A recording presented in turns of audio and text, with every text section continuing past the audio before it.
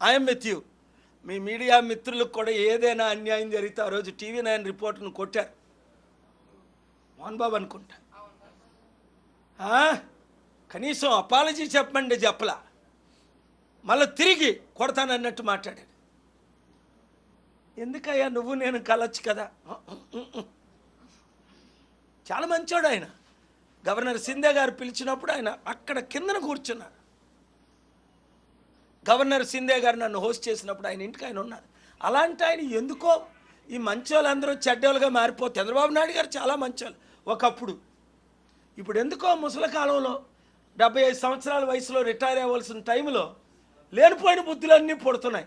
కొడుకుని సీఎం చేద్దాం, ఆ తర్వాత మనవన్ని సీఎం చేద్దాం. మంచి మంచి బాలకృష్ణ హరికృష్ణ లేనట్టు ఉంది. ఆ బాలకృష్ణ జూనియర్ ఎన్టీఆర్ లాంటి వాళ్ళు ఉంటుండే. ఆ జూనియర్ ఎన్టీఆర్కి అప్పచెప్పొచ్చు కదా, ఎంత చక్కగా మాట్లాడతాడు. నిజంగా ఎన్టీ రామారావు గుర్తొస్తారు నాకు. అప్పుడు 81లో ఆయన కలిశాను. ఈ జూనియర్ ఎన్టీఆర్ని ఎప్పుడు కల్లా.